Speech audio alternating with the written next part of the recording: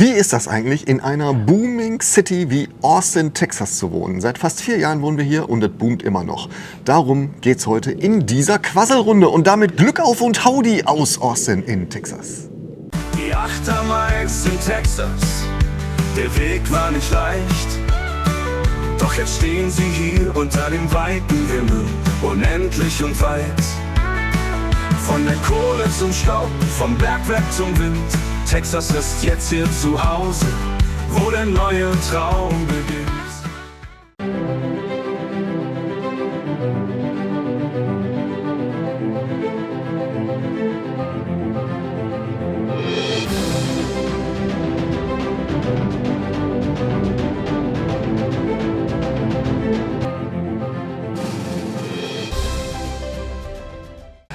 So, wir machen dieses Video heute in unserem weltlegendären Quasselrunden-Podcast-Format, weil ihr tatsächlich sehr häufig gefragt habt, ey André, warum ausgerechnet Austin? Warum ausgerechnet Austin, Texas und nicht Florida, nicht Miami, nicht Los Angeles und die ganzen bekannten Städte? Und die Frage ist nicht einfach zu beantworten, aber wir haben für uns entschieden... Eigentlich ist sie einfach zu beantworten. We fall in love. Wirklich. Austin hat mein Herz geklaut. Sorry. Da bin ich völlig bei dir. Also, dass wir uns in die Stadt verliebt haben, das ist natürlich ein sehr großer Aspekt. Ne? Aber wir haben uns überlegt, warum haben wir uns in die Stadt verliebt? Ne? Das ist ja wirklich die Frage. Ne? Also klar, das ist natürlich die Landschaft, das sind die Leute hier. Ne? Aber es ist auch das Gefühl von Aufbruch. Und also ihr wisst ja, ich komme aus Essen in Nordrhein-Westfalen-Lange. Ne? Da komme ich weg. Ne? Und du kommst aus Duisburg. Ne? Also wir sind zwei Ruhrpott-Assis. Ne? So, und wer das Ruhrgebiet kennt, super Gegend, ne? Aber es geht halt stetig bergab. Ne? Und du hast diesen Eindruck hatten wir in Austin nicht. Ganz im Gegenteil, wir hatten den Eindruck, boah, hier geht was. Ne? Also dieses irgendwie, boah, hier ist Aufbruch, ne? Hier boomt es. Und wir wollen gerne mal darüber sprechen heute, woran, also was ist das denn, das Booming? Ne? Woran macht man das fest? Ne? Und wie kriegen wir das im Alltag mit? Was sind denn auch die Nachteile überhaupt von so einer Booming City? Das ist nämlich nicht nur immer alles Gold, was glänzt. Ne? So, und da hast du ja zu Recht am Anfang gesagt, Baukräne. Baukräne, absolut. Baukräne ist das, woran man es meiner Meinung nach als Laie ist es. Überall siehst du das neue Stadtviertel entstehen. Du siehst das neue Hochhäuser, ganz Downtown. Die Skyline hat sich komplett verändert, seit wir hier sind. Allein schon in diesen 3 Jahren ist die Skyline gewachsen. Allein diese ganze, um die Rainey Street hinten, das gab es alles gar nicht, als wir hier hingezogen sind. Als wir hier hingezogen sind, war die Rainey Street sehr flach. Jetzt ist sie total hoch und das geht ja weiter. Also auf der anderen Seite der Brücke sollen Hochhäuser gebaut werden. Also die ganzen Pläne, die da sind, das ist schon echt enorm. Und nicht nur im Business, nicht nur in den Hochhäusern, sondern auch im Privaten. Die ganzen Stadtviertel, die quasi neu aus der Erde gezaubert werden. Ihr seht, wenn Mutti hier spricht, dann ist schon, also da waren jetzt viele Punkte auf einmal, ist alles richtig, ne, aber lass uns doch mal auseinanderklösern. Also es ist ja so, ich habe ja täglich irgendwelche Videocalls mit Amerikanern, haha, total überraschend. Ne? So, und da waren viele davon auch, die kennen Austin noch aus Studentenzeiten. Ne? So und so ist Austin eigentlich entstanden. Austin war eine Studentenstadt. Ne? Da gab es die University of Texas, das war so in der Mitte beim Kapitol, ne? Und da drumherum gab es eigentlich nicht viel. Ne? Also wenn ihr euch alte Bilder anguckt, auch so, wenn ihr jetzt Downtown guckt und wie das früher war, ne? Dann habe ich den Eindruck, das boomt eigentlich schon seit den 70er, 80er Jahren. Ne? Da geht halt irgendwie stetig nach oben. Also du kannst wirklich so Fotos sehen, gib mal bei Google Maps ein, Austin 1970, 80, 90, 2000. So, da seht ihr schon so einen Progress. Ne? So, und für uns ist es so, also ich sage immer spaßeshalber in den Calls, ne, boah, da hast du völlig recht. Ne, jeden Tag, wenn ich nach Downtown reinfahre hier, weil da mein Büro ist, dann steht irgendwie ein neuer Skyscraper da. Ne? Das ist natürlich total übertrieben, aber es stimmt schon. Ne? Also wir sind jetzt fast 4 Jahre hier, also 3 Jahre Schlag mich tot Monate. Ne? Und wenn wir uns die alten Fotos angucken, da sind schon ein paar Klötze dazugekommen. Absolut, absolut. Also allein Downtown, sagte ich ja einmal die Seite bei der Rainey Street, was komplett neu ist, aber auch in Downtown selber sind bestimmt 2 oder 3 neue, also mitten in Downtown 2 oder 3 neue Hochhäuser dazugekommen. Und ich glaube, die hatten, wann war das, vor 2 Jahren gesagt, dass sie 26 neue Hochhäuser geplant haben. Und das ziehen die auch durch. Ne? Also es ist ja nicht so, dass jemand ein Hochhaus baut, wenn der Bedarf nicht da ist. Also hoffe ich zumindest. Ne? Wobei, ganz ehrlich, wenn ich durch Downtown gehe, dann frage ich mich, wer soll denn da alles leben? Ne?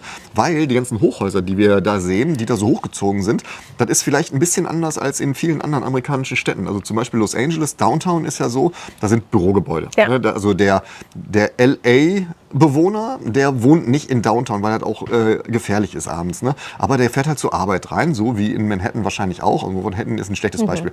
Aber fährt dann abends wieder raus. So, und in Austin ist das anders. Ne? In Austin hast du die Hochhäuser, die sind gemischt. Die sind mit Shops und Malls, da sind Restaurants und Bars drin, da sind auch Apartments drin, aber auch Bürogebäude. Ne?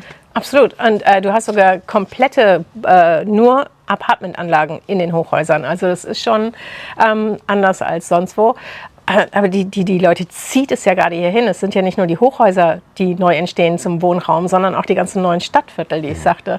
Das ist unglaublich, wie viele neue Stadtviertel hier entstanden sind, seit wir hier sind und wie viele neue angekündigt worden sind. Ja, das ist schon massiv. Also wenn ihr euch die Landkarte, vielleicht blende ich die mal ein, ne, nehmt und ihr guckt jetzt nur auf Downtown. Ne? Also ich lasse mal die Suburbs jetzt raus, ne, sondern einfach nur Downtown gucken.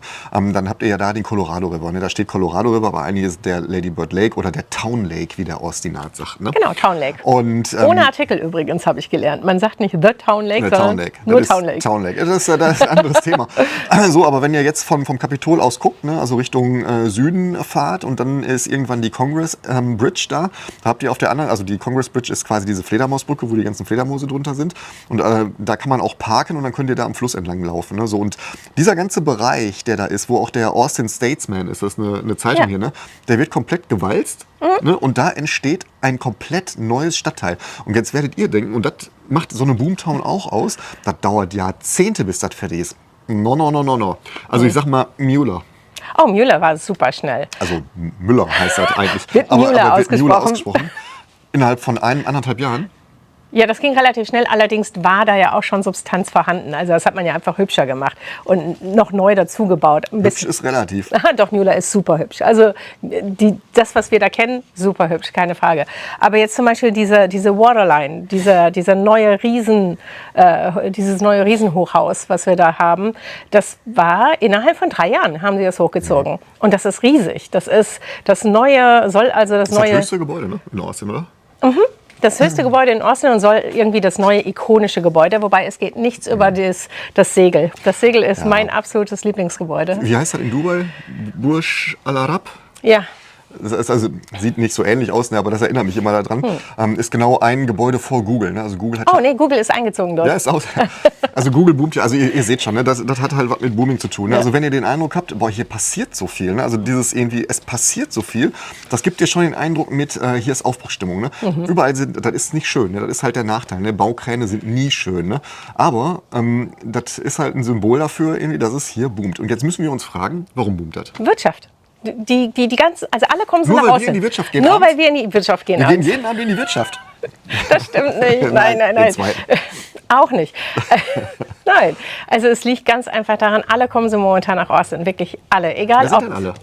Google. Ach, die Firmen? Ja. Google, Apple, Tesla, was hat man noch?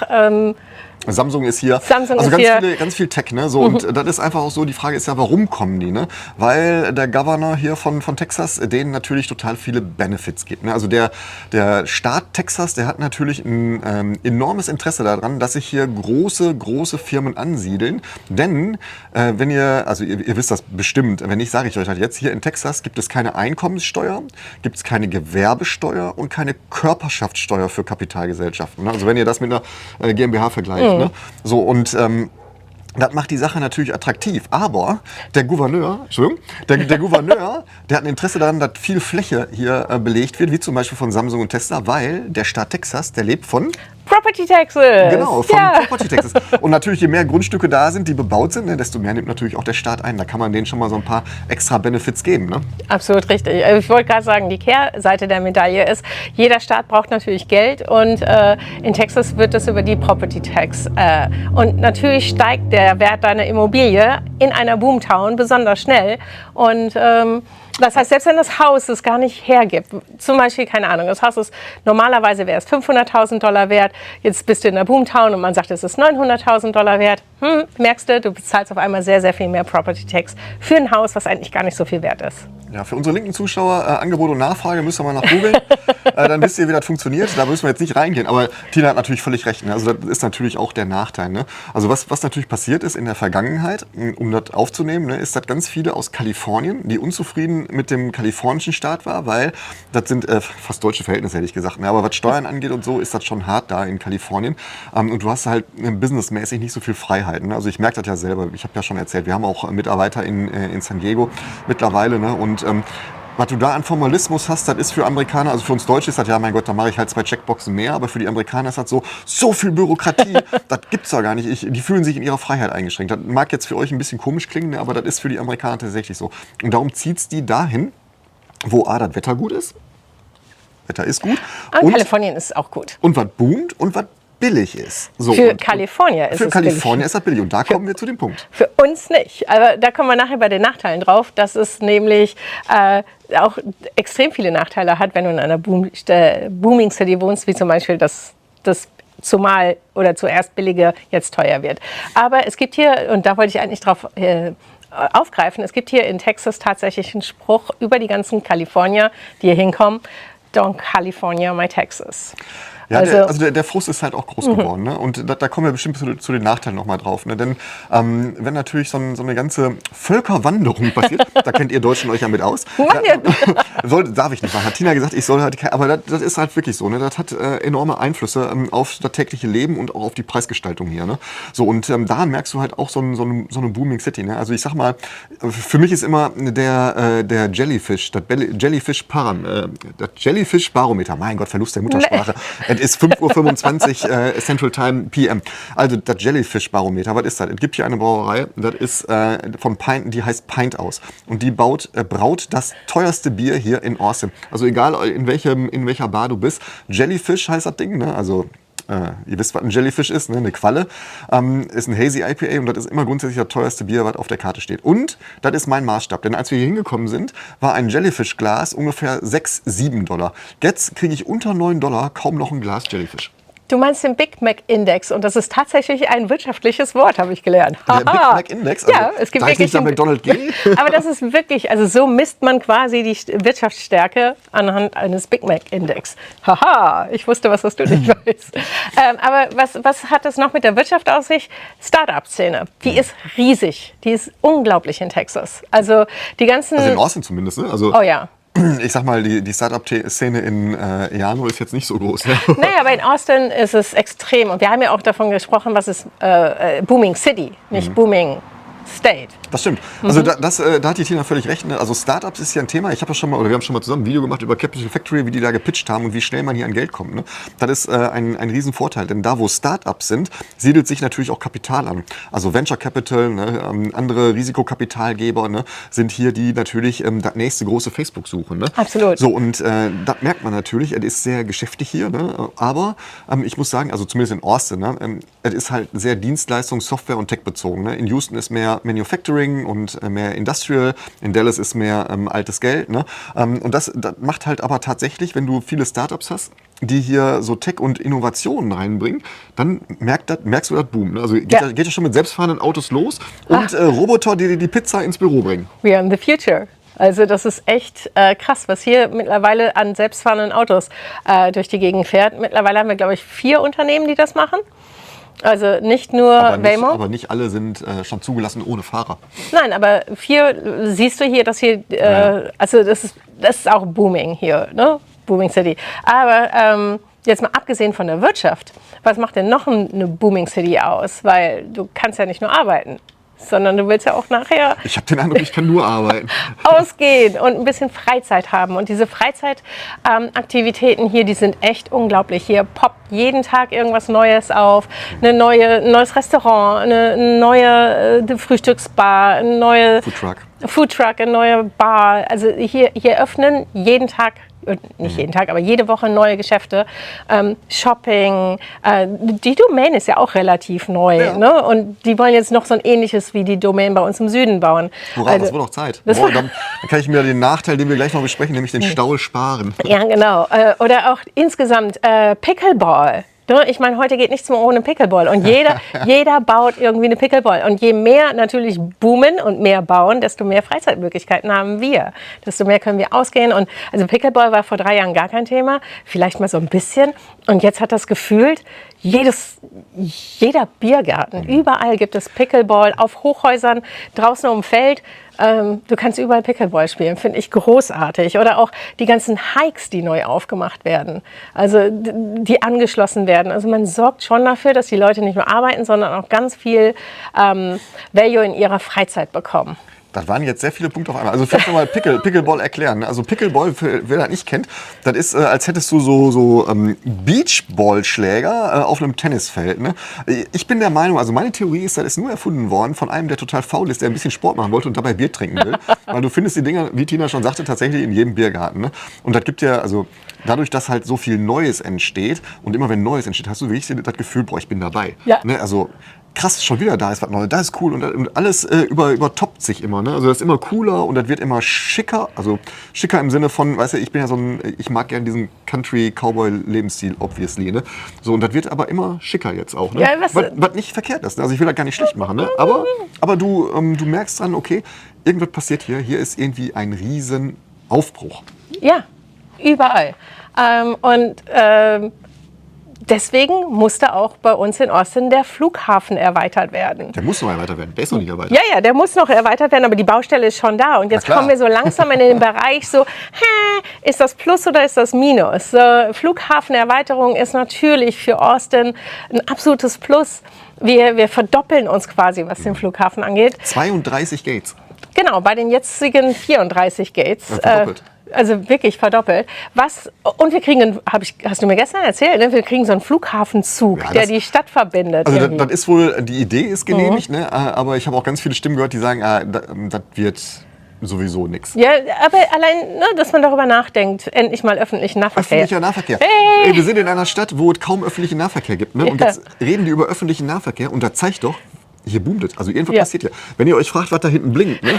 Ich habe so eine Philips Hue-System draußen. Ne? Irgendwie, also über so eine App kann ich die Lichter steuern und die Birne ist kaputt. Also ich stehe jetzt nicht auf und klopp die aus.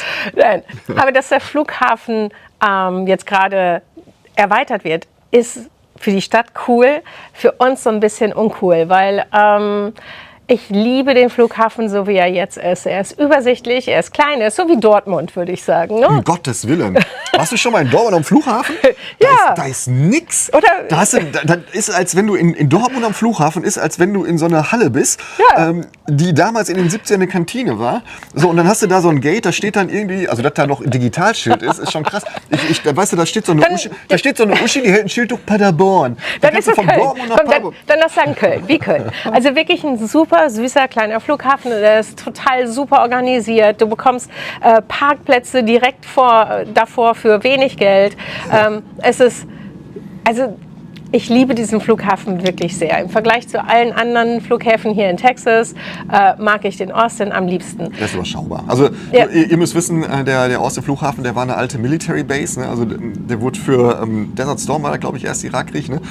Da wurde er genutzt für und darum hat er 2 Landebahnen oder Starttrakte, also einmal so ein South Terminal und so ein normales Terminal. Und das South Terminal, das ist so ein bisschen unten durch, ne? Denn da ist, glaube ich, Southwest Airlines fliegt da 2 Flüge ab, irgendwie lokal. Ne? So, und das wollen die jetzt zusammenschweißen mit einem Tunnel unten drunter. Ne? Und das wird dann schon ein großer Flughafen. Ne? Und ein großer Flughafen bedeutet auch viel Traffic, denn alle Leute wollen irgendwie nach Austin. Ja, absolut. Und da sind wir direkt auch schon bei den absoluten Nachteilen angekommen, dass ein absoluter Traffic Increase hier ist. Also als wir hier hingezogen sind, ne, ist es gerade mal etwas... Vor vielen Monaten ist es gerade erst mal so ein bisschen über 3,5 Jahre her. Wir haben 15 Minuten in die Stadt gebraucht. Egal zu welcher Tageszeit. Wirklich, wir haben uns am Anfang ja ein bisschen Zeit genommen, um alles hier zu erkunden und wir kamen überall immer super durch. 1 Meile, 1 Minute. Kein Thema. Das war immer so die Regel. Ja. Du kommst immer noch in 15 Minuten in die Stadt. Mittags, wenn kein anderer fährt. Ansonsten ist es Horror. Ich habe schon mal eine ganze Stunde in die Stadt gebraucht. Also zwischen 7 Uhr morgens und 9 Uhr bzw. 10 Uhr morgens ist es Richtung Stadt, geht gar nicht. Und wenn du dann von der Stadt nach Hause fahren möchtest, ist ab 3 Uhr absolute Katastrophe. Also je mehr Menschen hier hinkommen, die Infrastruktur ist halt noch nicht da. Ja, und das ist verwunderlich für euch, weil, ich meine, Richtung Houston unten ist die breiteste Autobahn der Welt, ne? Irgendwie 16 Spuren oder was. Ne? So, und auch Austin ist ja jetzt nicht klein, dass es immer nur so 2, 3 Spuren gibt. Ne? Also es gibt schon 2, 3 Spuren. Ne? Aber das ist ja immer noch eine Spur mehr als die A40, ne? So, im Ruhrpott. Ne? Und trotzdem, das Problem ist aber, die Fahrweise der Menschen, die passt sich ja nicht dem Aufkommen an. Ne? Das heißt, so ein bisschen lernen, wie Reißverschluss geht, ne? Wäre super, ne? Das geht aber. Na, das geht nicht. Also das geht gar nicht. Habe ich eine andere Meinung zu. Ja, ist auch okay.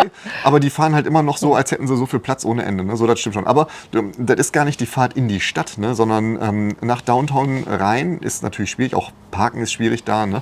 Und ihr wisst ja, die ganzen großen Firmen, die haben dieses Remote Office, stellen die langsam wieder ein, dass sie also zumindest 2, 3 Tage die Mitarbeiter wieder ins Büro holen. Weil, da machen wir uns auch nichts vor, das ist ja auch ein riesen Kostenfaktor. Ne? Also wenn du Google bist und hast 2 riesen Hochhäuser da, die haben die ja nicht gekauft, ne? Sondern die haben die gemietet über 5 oder 10 Jahre. Und dann stehen die Backes da leer. Das ist natürlich auch nicht wirtschaftlich. Ne? Darum holen die Leute wieder ein bisschen ins Büro rein. Das ist für die Parkplätze natürlich schlecht.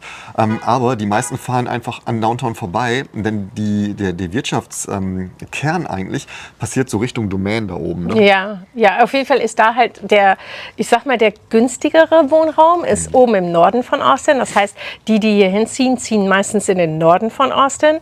Im Tech gerade, da sitzen auch die ganzen Tech-Gebäude, ist klar. Aber insgesamt spielt sich doch schon dieser ganze Ballungsraum, da wo es richtig knackenvoll wird, das spielt sich im Norden ab. Ja. Trotzdem kriegen wir hier im Süden auch eine ganze Menge davon ab, dass der Verkehr halt einfach auch für uns manchmal richtig doof ist. Guck doch mal bitte, wenn wir zu einer Netzwerkveranstaltung in die Stadt wollen, die ist um 5:30 Uhr, dann müssen wir hier um 4:30 Uhr losfahren, um pünktlich zu sein.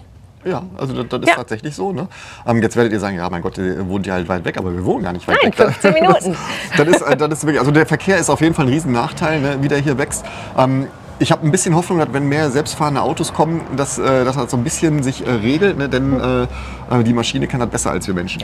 Ja, aber was mir auch noch gerade einfällt, weißt du, was auch noch Grund dafür ist? Ich meine, Austin ist super beliebt bei euch. Ne? Und nicht nur bei euch, sondern auch noch bei ganz, ganz vielen anderen. Nicht nur in Deutschland, sondern überall auf der Welt. Austin zieht momentan Touristen ohne Ende und die fahren natürlich auch noch hier rum.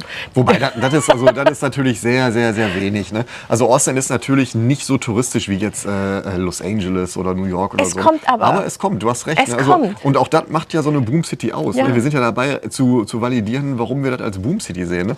Also es gibt halt immer mehr Leute, die sich hier auch hingezogen fühlen, weil der Lifestyle ist hier cool. Weißt du, die Lebensqualität ist hier deutlich höher als vielleicht woanders. Ne?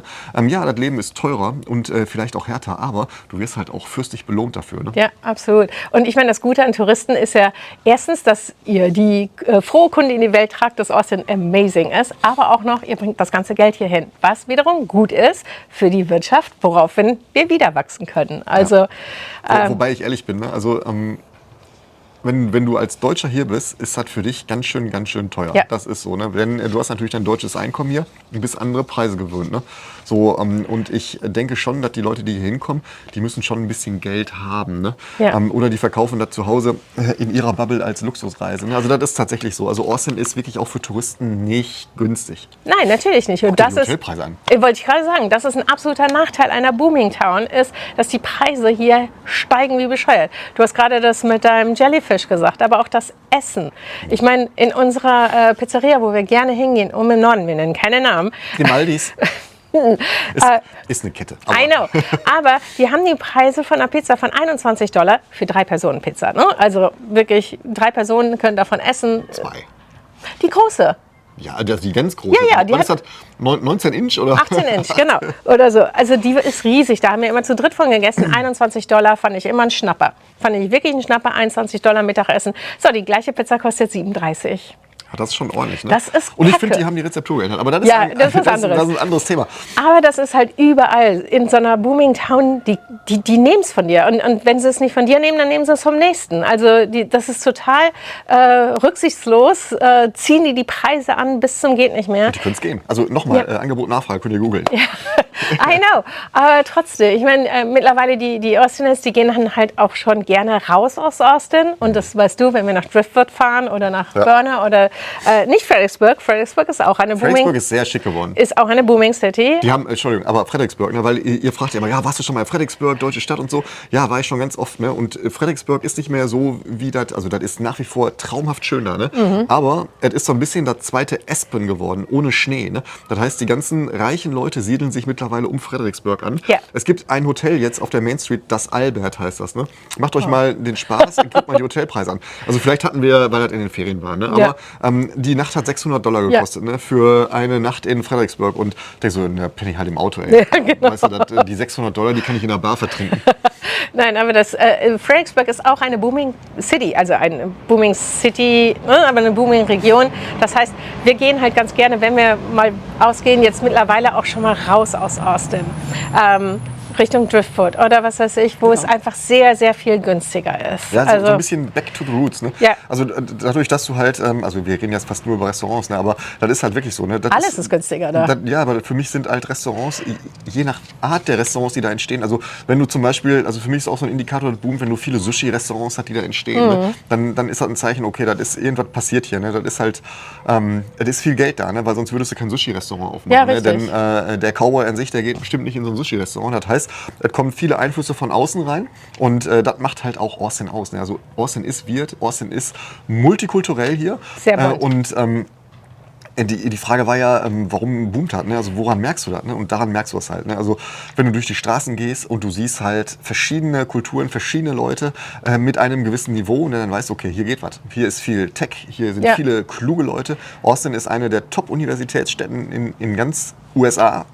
Und sehr viele junge Leute. Also wirklich das Stadtbild ist extrem jung geprägt, finde ich jetzt. Also wir sind auch alt. Ja, ne? wir sind 82. 82, also du bist 82, Ja, ich Halbzeit. 29. Aber Ich sterbe ja mit 104 im Puff, von daher gesehen habe ich noch ein paar Jahre. nein, aber was wird denn noch alles teurer? Mensch, ich hole dich mal wieder zurück auf Spur.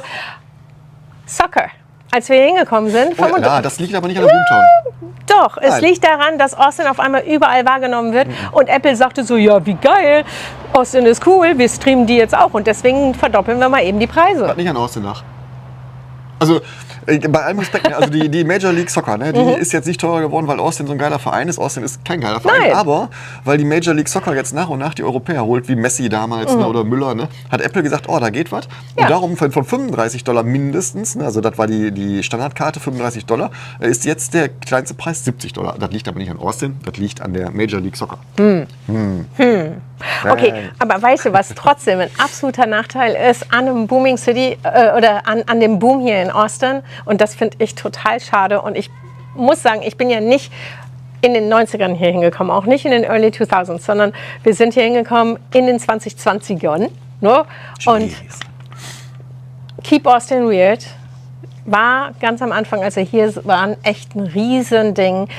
Austin, diese Weirdness, all das, was so ein bisschen verrückt ist, was Austin ausgemacht hat, diese ganzen Dive-Bars, die Hippie und so weiter, der Spielzeugladen, und das stirbt alles und wird ersetzt durch Ketten. Ne? Dann kommt dann schicker Kovas, das sind alles Cowboy-Marken, ne? Und ich mag die wirklich sehr. Ne? Oder Ariat oder was weiß ich, die haben dann alle ihre Stores mittlerweile auf dieser South Congress, dieser Touch Hippie. Der weicht für Chic Cowboy, was nice ist, aber trotzdem schade. Ja, da hast du recht. Also die South Congress ist immer noch so ein bisschen hippie, ne? Aber du hast schon recht, das wird nach und nach durch schicke Läden abgelöst. Ne? Ja. Und das würden die natürlich nicht machen, wenn es nicht boomt da. Ne? Also der Need ist halt da. Ne? Wenn Madame vom Direktor hier irgendwie einkaufen will, ne? Dann muss das halt ein schöner Laden sein. Da gibt es so ein bisschen Flair, geht verloren, aber... Es kommt neuer Flair. Es kommt neuer Flair, aber ich glaube, der alte Flair, der verzieht sich einfach auch, weil das ja breiter wird, ne? Verzieht sich auch in neue Gegenden. Denn also unsere Regel war immer, wenn ihr auf die Karte guckt, ne, die I-35, also die Interstate 35 ist für uns die magische Grenze. Alles, was rechts, also nicht ohne Seife waschen, östlich der I-35 ist eigentlich tabu. Ne? Das ist keine gute Gegend, da geht man nicht hin. Wenn ihr da mal hier in Austin seid und da durchfahrt, werdet ihr wissen, was ich meine. Aber das verschiebt sich so ein bisschen. Ja. Denn die Hippenviertel, die entstehen da. Ne? Und das ist auch ein Zeichen für Boom. Ja, und zwar die 5. und 6. und 7. Straße. Oben. Also geht nicht unten im Süden jenseits der 35 Osten. Das ist noch nicht so. Macht das oben in der Stadt. Sixth Street. 5., 6., 7. ist cool und auch ein bisschen darüber hinaus Richtung Norden ist cool. Da wird halt investiert. Die ganzen Investoren auch plus, minus, weiß ich nicht, ob das ein Vor- oder Nachteil ist. Die Investoren kommen halt hier rein und kaufen alles auf. Und Also ich glaube, viele verkalkulieren sich auch. Ne? Also, wenn ich das sehe, ne, beim Downtown, wo wir am Anfang gesagt haben, mit den Hochhäusern, da ist ja auch viel Leerstand. Ne? So, die Kalkulation war ja, dann wir ziehen das hoch und dann verkaufen wir das für 3, 4, 5, 6-fache pro Wohnung und mal X. So, und das geht, glaube ich, nicht ganz auf, ne? Weil es kaum Leute gibt, die da wirklich auch wohnen wollen. Was machen die? Die machen dann Airbnbs da draus. Ne? Und da hat der Staat also die Stadt Austin hat jetzt gesagt, das geht nicht. Ne? Also ihr könnt jetzt nicht hier jede Wohnung zum Airbnb machen, das ist ganz schlecht für uns. Da gibt es jetzt ganz harte Vorschriften, was überhaupt gemacht wird, wie auf Malle, ne? Kennen da ja Mallorca. Ne? Da gibt es auch so Airbnb-Vorschriften und genau das hat die Stadt Austin jetzt auch gemacht. Feierabend. Und was Neues hat der Staat Texas gemacht, nämlich der Wohnraum von Einfamilienhäusern darf in... Er hat Trouble mit seinem Hund hier. Er ist von alleine und er versucht ihn einzufangen und der rennt immer hin und her. Oh nein, der Arme. Hoffentlich wird er nicht überfahren. Bald kommt ein Truck und dann geht es ihm wie das Eichhörnchen. Oh nein. Ach, das ist so schade. Die Geier freuen sich. Neue Regel, habe ich gelesen, musst du mir helfen, ob das richtig ist oder nicht. Der Gouverneur von Texas hat irgendwie festgelegt, dass Einfamilienhäuser nicht mehr an Investoren verkauft werden dürfen. Ja, das ist, weißt du, der Gouverneur von Texas, der legt genauso viel fest wie der Präsident der Vereinigten Staaten. Ne? Letztendlich muss er sich an geltendes Recht halten und das ist einfach... Aber ich finde den Versuch... Das ist halt so ein Mini-Me von ihm. Ne? Der macht immer Klamotten, dann haut er einen raus, ne? Und dann kommt irgendein Richter und sagt, das steht aber nicht, das geht gar nicht. Das geht nicht? Du kannst es nicht vermieten. Wobei, also was er gemacht hat und was rechtlich ja auch in Ordnung wohl ist, ist, dass du Ländereien in Landwirtschaft und Co. Ne? Oder dass Chinesen hier kein Land mehr erwerben dürfen, außer mit Genehmigung des Governments, weil man da natürlich Befürchtung hat, ihr wisst ja, wie die politische Lage ist, ne? Da ein bisschen kriselt hier. Und was auch nicht geht, ist, dass der Bau von Moscheen und alles, was mit Islam zu tun hat, gestoppt ist. Also das ist nicht mehr erlaubt hier in Texas. Da braucht es Sondergenehmigung. Aber es gibt hier keine Moschee. Ja, eben. Aber wir haben Tempel und so weiter, aber die sind alle außerhalb der Stadt. Es gibt einen Hindu-Tempel, habe ich mal gesehen. Oh ja, den müssen wir mal besuchen. Der soll so schön sein. Also du kannst halt sehr, sehr viel außerhalb auf dem Land, auf dem platten Land kannst du bauen, was du willst, oder? Ja, und das ist halt nicht mehr so. Aber das ist ein politisches Thema, das wollen wir gar nicht machen. Es geht ja ums Boom. Ne? Also ich denke mal, die Eingangsfrage war ja Boomtown, also warum Austin? Austin deshalb, weil wir tatsächlich jeden Tag immer noch das Gefühl haben, wir dürfen dabei sein. Ja. Dieses irgendwie, wow, wir dürfen dabei sein. Weißt du, irgendwann steht in der Zeitung ja damals Austin und dann war das da und so und so. Das ist zum Beispiel Hollywood. Ne? Ja. Hollywood zieht nach Austin. Klar, die werden immer in Hollywood bleiben, da machen wir uns auch nichts vor und in Toronto drehen die, aber Warner Brothers und Co. haben hier Filmstudios. Wie heißt das? I don't know, aber The Walking Dead wird hier in Austin gedreht. Landman wird gerade hier in der, also ich weiß nicht in Austin, aber in Texas gedreht. Texas, Dankeschön an Matthew McConaughey und Woody Harrelson, die das hingekriegt haben, dass die von Austin... Und du glaubst, die waren das? Oh, die haben da ganz viel, natürlich, das waren Advokaten, doch, glaube ich, ganz, ganz stark. Und man merkt, dass immer mehr hier gedreht wird, immer mehr. Landman wird komplett in Texas gedreht. Ja, das hat den Vorteil, wenn ihr guckt mal diesem Aramis, ne, den finde ich ganz cool eigentlich. Grüße gehen raus nach Los Angeles und der versucht ja schon seit Jahren in diese Filmszene so ein bisschen tiefer reinzutauchen. Und das ist halt so, in Kalifornien gibt es halt ganz harte Unions, ne, also Gewerkschaften. Ne? So, und das gibt es in Texas nicht. Das heißt, du kannst hier, wenn du hier einen Film drehen willst, ne, und hier Producer bist, dann hast du dich nicht an die gewerkschaftlichen Vorgaben zu halten, wie zum Beispiel in Kalifornien und Co., was sehr restriktiv ist. Ne? So, und das ist natürlich hier werden Filmstudios ohne Ende gebaut. Ne? Also das boomt und wir sind dabei und darum ging es ja. Genau, dieses ganze Gefühl, mit dabei zu sein. Immer, ich war jetzt letztens, das hattet ihr auch schon gesehen, bei so einem Spatenstich einer neuen Music Venue, einer neuen Musikhalle, eines neuen Stadtviertels dabei. Total spannend. Oder wir beide waren auch dabei, als dieses neue Stadtviertel, diese neue Neighborhood geplant worden ist für die Superreichen. Ja, hier. Also wo ich den Cowboy-Hut gekriegt habe. Ja, das war auch sensationell. Und immer dieses Dabeisein. Wir sind bei Eröffnungen dabei von Restaurants, Bars und von allem Möglichen und das ist echt spannend. Ja, das ist tatsächlich so. Ne?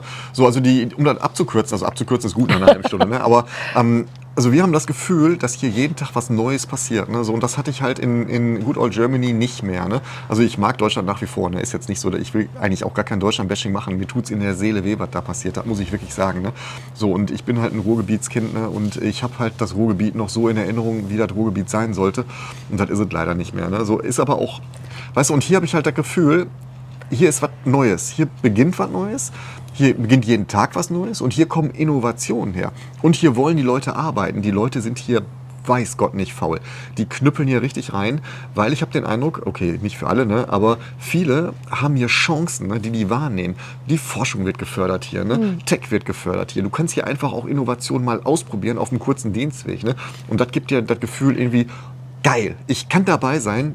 Austin, I love you. Aber das ist nicht für jeden etwas. Nein, natürlich nicht. So, und das muss man auch ganz klar sagen. Ist ja auch unsere Auswanderung und nicht die Auswanderung. Nein, aber das muss man auch ganz klar sagen. Ihr müsst euch wirklich fragen bei der Standortwahl, falls ihr auswandern möchtet oder was auch immer, komme ich mit diesem Tempo zurecht, komme ich mit all dem zurecht, mit diesem ständig ist was Neues, was nicht nur gut ist. Also haben wir ja gesagt, da ist es so viele Nachteile. Bist du bereit, die Kröte zu schlucken oder... Ja, also für mich überwiegen deutlich die Vorteile. Ja, ganz klar, sonst wäre ich auch nicht mehr hier, ist ja Quatsch. Ne? Aber Tina hat schon recht. Also es gibt schon auch ein paar Nachteile. Ne? Und das ist ja, also weißt du, in so ein anderes Land ziehen und da leben ist ja grundsätzlich nicht für jeden was. So, das wäre auch schlimm, wenn das so ist. Ne? Das erwartet auch gar keiner. Ne? Also ich habe vollen Respekt dafür, wenn man auch die Entscheidung trifft, nee, ich mache das nicht, weil das ist selbstreflektierend und das sagt mir, Mensch, du hast dich gut eingeschätzt, ne? Für dich ist das nichts, dann lass es und find dein Glück woanders. Und ich habe vollen Respekt dafür für Leute, die das machen, weil die sagen, irgendwie, ich will das machen. Und ich habe auch vollen Respekt dafür für Leute, die das machen und vielleicht auch scheitern. Aber hey, so what? Scheitern gehört zum Leben dazu und es gibt kein Scheitern. Ihr habt Erfahrung gesammelt. Ne? So, und das ist einfach das Wort zum Sonntag an einem Montag. Und ich wollte gerade sagen, wenn wir es geschafft haben, dass ihr bis hierhin geguckt habt, dann sind wir mit diesem Video nicht gescheitert. Nein, also ich hoffe, es hat ein bisschen Spaß gemacht, uns zuzuhören, ne? und so ein bisschen Eindrücke.